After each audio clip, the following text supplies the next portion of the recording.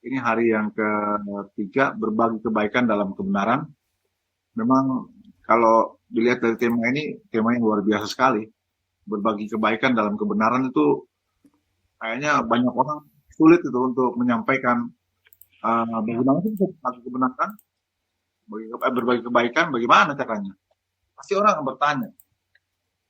Dan sering terjadi bagi anak-anak Tuhan khususnya, kalau kita dipertanyakan atau dipertemukan dengan seseorang yang ketika orang itu membutuhkan suatu daripada kita, mungkin dalam bentuk seperti materi, uang, ditanya, Bapak tolong saya, bisa gak Bapak menolong saya butuh A atau butuh B.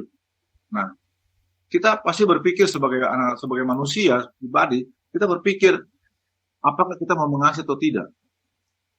Betul? Kita pasti akan berpikir, kalau kita mengasihi, apa yang dia butuhkan, apakah gunanya uang itu? Apakah untuk hal yang negatif atau yang positif? Itu pasti ada di dalam pikiran kita seperti itu. Tapi Bapak Ibu, malam hari ini saya akan menyampaikan kepada firman Tuhan bagaimana Allah sendiri yang memberikan kebaikan kepada kita. Amin. Kita akan buka dalam Titus 2 ayat yang ke-11 sampai dengan ayat ke Dikatakan dalam ayat yang ke-11, firman Tuhan demikian firman Tuhan bunyinya, kasih karunia Allah menyelamatkan semua manusia.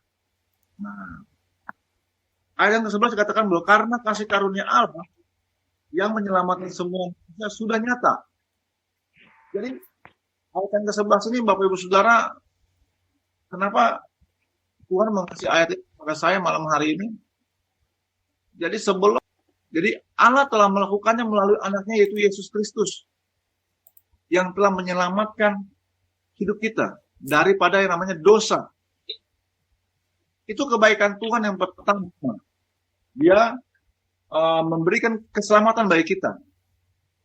Jadi saya mau saudara semua, keselamatan dari Allah itu tidak akan hilang. Dan keselamatan yang Allah punya itu kekal. Tetapi keselamatan yang diberikan oleh Allah kepada setiap orang, ketika orang itu tidak menjaga keselamatan itu, jadi kalau dikatakan tema bulan ini kebaikan, berbagi kebaikan dalam kebenaran, Tuhan sudah melakukan kebaikan itu pada kita semua. Tinggal kita, bisa kita melakukan kebaikan juga untuk orang lain. Yang di sekeliling kita mengasihi, menyayangi. Itu yang harus kita lakukan sekarang. Tetapi kita harus lakukan dalam kebenaran. Makanya di sini dikatakan di ayat yang ke-12, Rasul Paulus menyampaikan kepada Titus pun dia mengatakan begini. Firman Tuhan, ia mendidik kita supaya kita meninggalkan kefasikan dan keinginan-keinginan duniawi dan supaya kita hidup bijaksana, adil dan beribadah di dalam dunia sekarang ini. Yang kedua, kebaikan Tuhan memberikan pendidikan bagi kita semua. Maka dikatakan di sini dia mengatakan, ia mendidik kita supaya kita meninggalkan. Nah, kata meninggalkan garis bawah ini. Kefasikan dan keinginan-keinginan duniawi. Katakan kita harus meninggalkan kefasikan dan keinginan duniawi. Karena keinginan duniawi tidak membawa kita ke dalam keselamatan. Tidak akan membawa kita ke dalam keselamatan. Ketika kita melakukan hal-hal yang bertentangan dengan firman. Jadi, kebaikan Allah yang kedua, yaitu mendidik kita. Supaya kita meninggalkan kefasikan dan keinginan-keinginan duniawi kita. Agar apa kita dididik? Supaya kita hidup bijaksana, adil, dan mau beribadah. Yang ketiga, di ayat yang ke-13 demikian firman Tuhan, dengan menantikan penggenapan pengharapan kita yang penuh bahagia dan pernyataan kemuliaan Allah yang maha besar dan juru selamat kita Yesus Kristus. Jadi Tuhan akan menyatakan kemuliaannya, kebaikannya dia menyatakan kemuliaannya. Supaya manusia itu lihat gitu. Ini loh, Allah yang luar biasa itu, kebaikannya sangat dahsyat, sangat luar biasa itu. Dia sangat baik. Kalau orang berdosa bisa diampuni dosanya. Mazmur 103 ayat yang ketiga dia bilang begini. Tuhan yang mengampuni dosa kita dan dia menyembuhkan segala sakit penyakit kita. Jadi Dia mengampuni, dia juga menyembuhkan penyakit kita. Dikatakan firman seperti itu. Jadi, itulah pengharapan yang Tuhan kasih. Jadi, yang ketiga adalah bagaimana kita melihat kemuliaan Tuhan melalui firman-firman-Nya. Dan Tuhan akan nyatakan bagi kita semua. Itu kebaikan Tuhan yang dahsyat. Yang keempat. Nah, yang keempat ini penting Bapak Ibu Saudara. Ayat yang ke-14. Dikatakan bahwa yang telah menyerahkan dirinya bagi kita untuk membebaskan kita dari segala kejahatan dan untuk menguduskan bagi dirinya suatu umat kepunyaannya sendiri yang rajin berbuat baik. Ini yang dahsyat.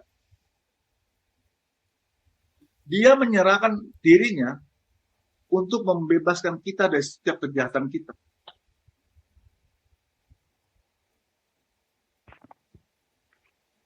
Untuk apa? Untuk kita menjadi pengikut Allah yang benar-benar berarti. Jadi kalau kita sebagai anak-anak Tuhan yang sudah dikasih begitu banyak hal, keselamatan kita dikasih, kebaikan Tuhan yang begitu biasa kita dikasih. Tapi kalau kita tidak membalas kebaikan dengan kebaikan kepada Tuhan, itu yang salah bagi kita. Dikatakan bahwa dia yang membebaskan kita, tapi kita nggak dapat apa-apa.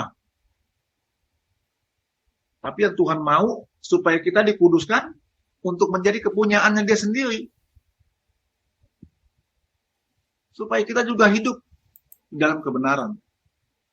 Dikatakan bahwa yang rajin berbuat baik. Jadi kita mesti rajin berbuat baik kepada teman-teman kita, saudara kita, mungkin tetangga kita yang susah, mungkin mereka dalam susah, dalam masalah ekonomi, mungkin mereka kelaparan, nggak punya beras, nggak punya apa-apa. Kalau kita punya, berbagilah kita kepada mereka. Jadi bulan ini, minggu pertama dari bulan September ini, firman Tuhan mengatakan berbagi kebaikan dalam kebenaran. Kita lakukan apa yang Tuhan kehendaki. Ketika kita diselamatkan oleh Tuhan dengan cuma-cuma, sekarang kita juga membalas kebaikan Tuhan yang begitu baik untuk kita. Dalam halnya apa? Mengasihi sesama kita dulu. Saling menolong satu dengan lain. Jadi, yang keempat tadi, Tuhan mau umatnya kudus. Demikian pun, saya rasa semua yang ada di Tuhan juga. Kita memberikan hati kita, pikiran kita untuk Tuhan, saling mengasihi sesama kita, saling mengampuni, saling menyayangi. Nah, yang kelima, nah ini yang selalu menjadi di Mutiara Kasih ini ujung tombaknya Mutiara Kasih Karunia ini, yang kelima ini, kita harus jadi saksi. Ayat yang ke-15 demikian firman Tuhan. Beritakanlah semuanya itu, nasihatilah dan yakinkanlah orang dengan segala kewibawaanmu. Janganlah ada orang yang menganggap engkau. Jadi satu hal kita bisa berbicara kepada orang lain, kita menyampaikan kebenaran firman Tuhan. Orang akan melihat begini, iya ternyata orang Kristen beda ya. Nah, jadi jangan sampai orang Kristen jadi orang Kristen yang tidak berarti. Tapi yang Tuhan mau, kita memberitakan semuanya itu dan nasihatilah dan yakinkanlah orang dengan segala kewibawaanmu. Tuhan kasih kita kewibawaan untuk kita menyampaikan firman Tuhan bagi setiap orang. Ketika kita dikasih firman oleh Tuhan dan Tuhan suruh menyampaikan kepada si A atau si B, lakukanlah dengan segenap hati, dengan sukacita, agar kita dapat melakukan yang terbaik. Kita akan menjadi orang yang bisa berbagi kebaikan dalam kebenaran. Jadi Bapak Ibu Saudara, mari kita semua yang ada di satu di malam hari ini, besar, kecil, tua, muda, semua sama di mata Tuhan.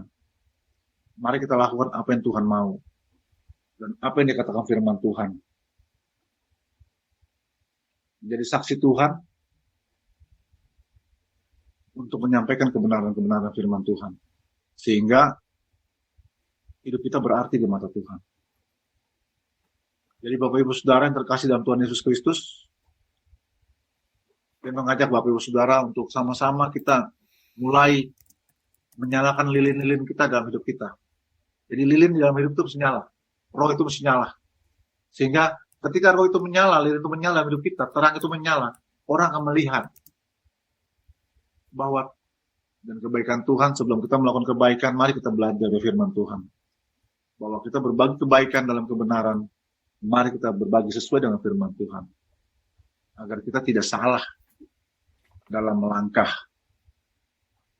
Agar kita juga jangan lepas daripada penglihatan pandangan Tuhan.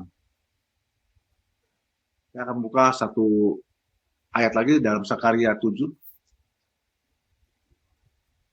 Bapak Ibu silakan buka Sakaria 7.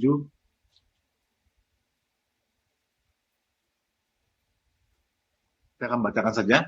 Beginilah firman Tuhan semesta alam, laksanakan hukum yang benar, dan tunjukkanlah kesetiaan dan kasih sayang kepada masing-masing. Janganlah menindas janda dan anak yatim, orang asing dan orang miskin. Dan janganlah merancang kejahatan dalam kita berbagi kebaikan dalam kebenaran. Tuhan Yesus memberkati.